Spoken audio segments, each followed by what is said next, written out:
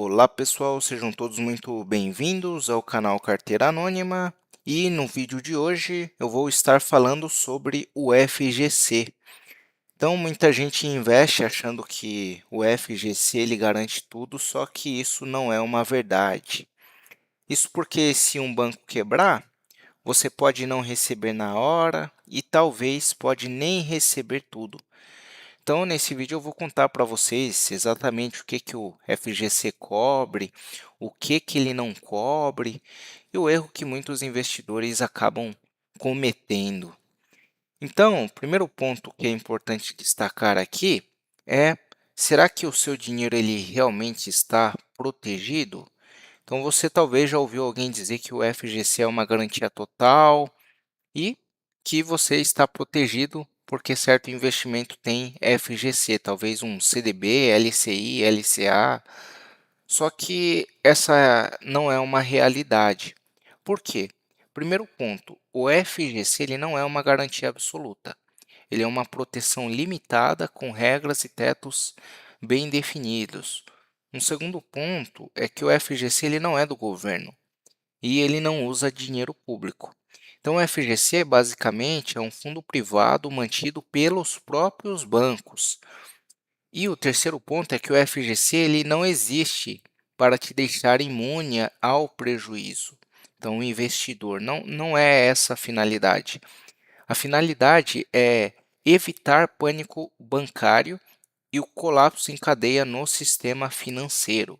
Então, imagina que falam assim: olha, tal banco vai quebrar. Que os investidores passam a fazer? Passam a retirar o dinheiro, e isso gera pânico. E aí, como é um fundo entre os bancos, então tem a corrida bancária e vários bancos podem quebrar no meio desse pânico. Então, o FGC ele não é um investimento para o investidor, mas um mecanismo de contenção de crise.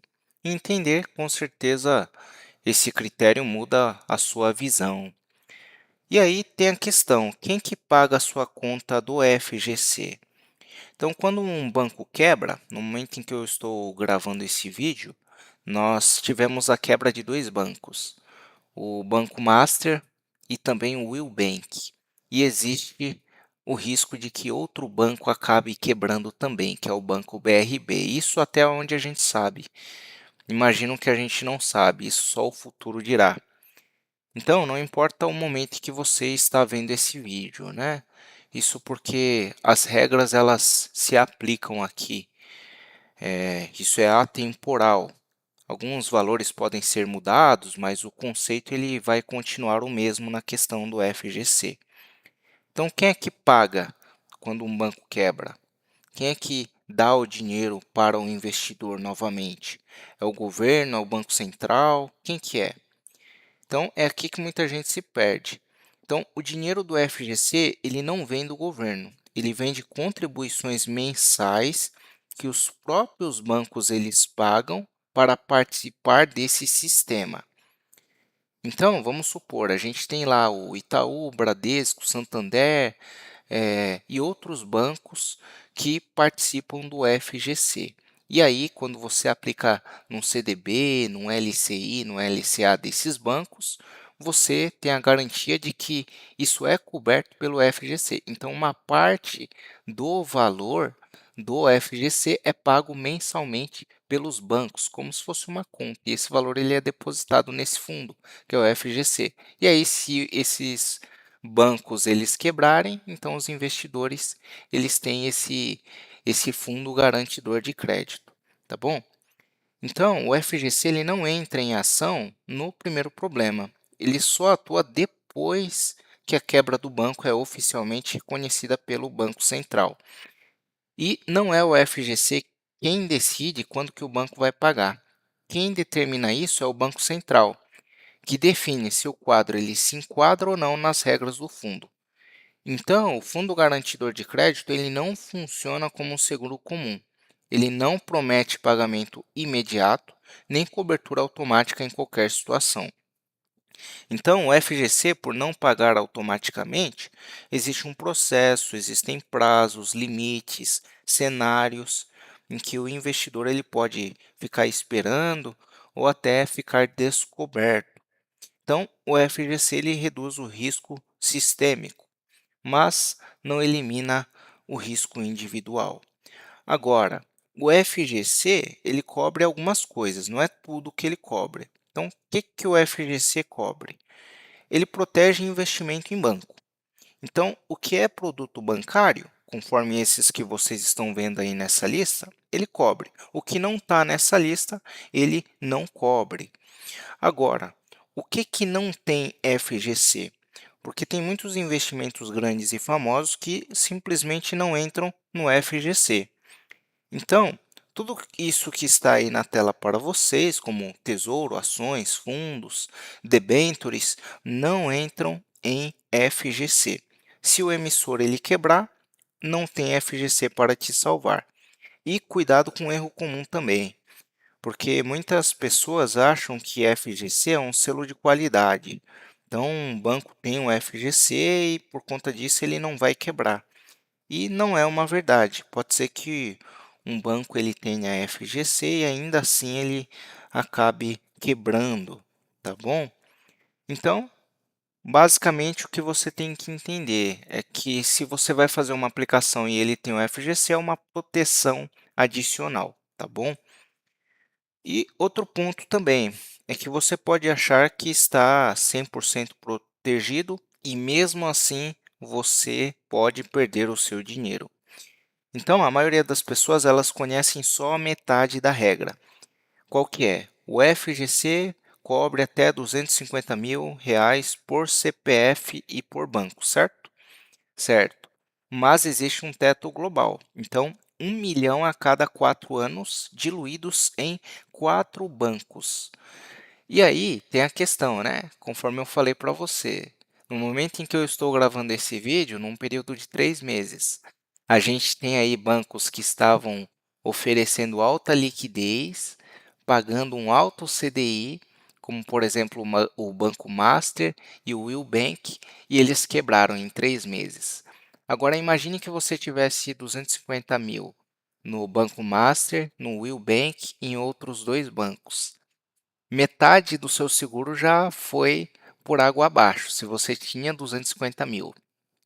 Se você tinha mais de 250 mil nesses dois, aí você está realmente perdido. Por quê? Porque o máximo que você pode receber, e vai receber por último ainda, é 250 mil. Agora, se você tem seu dinheiro em outros bancos, então você só pode acionar o FGC mais 2 vezes. Já foi 500 mil aí de seguro que você utilizou. Você já queimou seu estoque.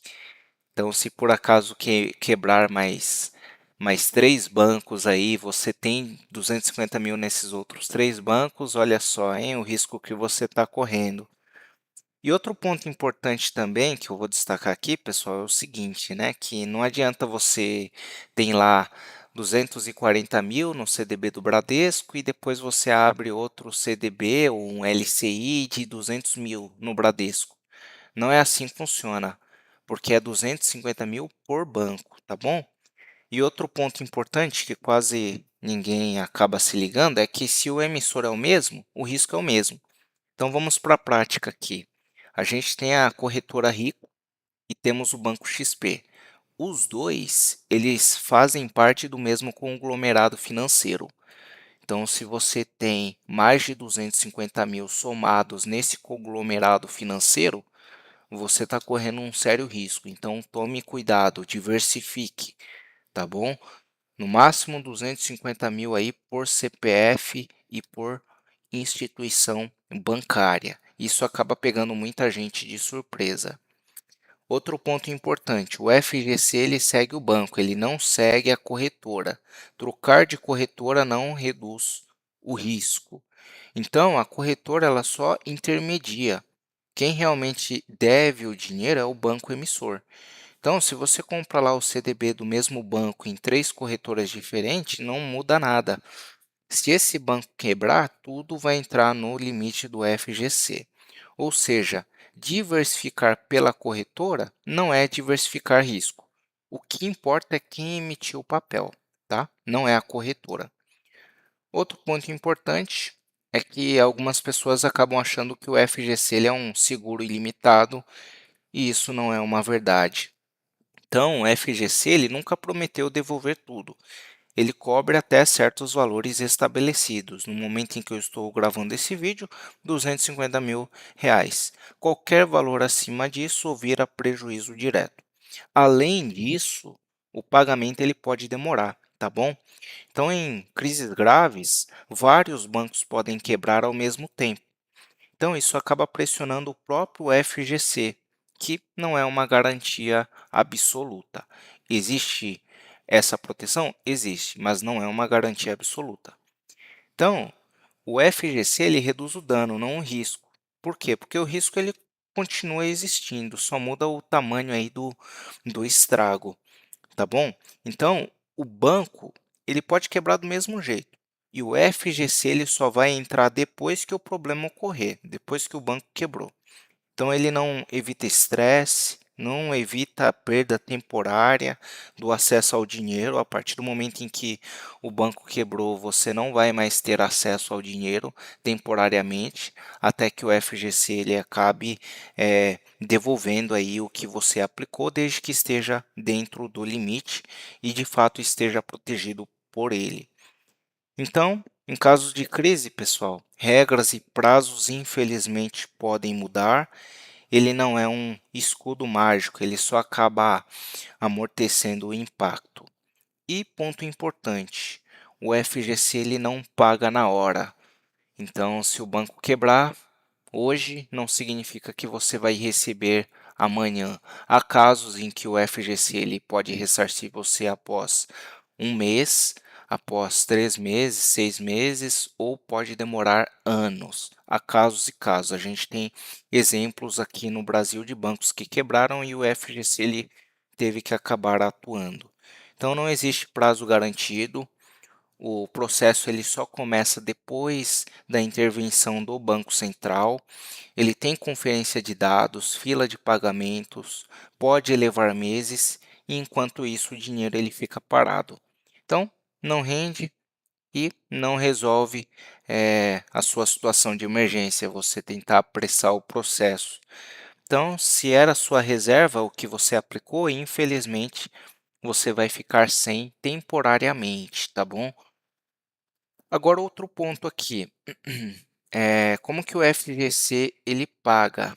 Então ele não cai direto na sua conta como um Pix. Então o FGC ele cria um processo próprio de pagamento, você precisa se identificar e identificar uma conta. Então você baixa o aplicativo do FGC e o dinheiro ele vai vir por um banco pagador designado que você escolheu ao acessar o aplicativo. Então tudo é centralizado, não é automático e é somente até o limite legal. Você precisa acionar o FGC se isso aconteceu, se você perdeu o dinheiro, tá bom?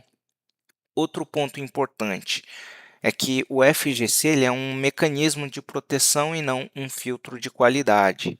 O FGC ele é um bônus, ele não é um filtro principal. Não é porque um investimento ele tem o FGC, tem essa garantia que está tudo bem.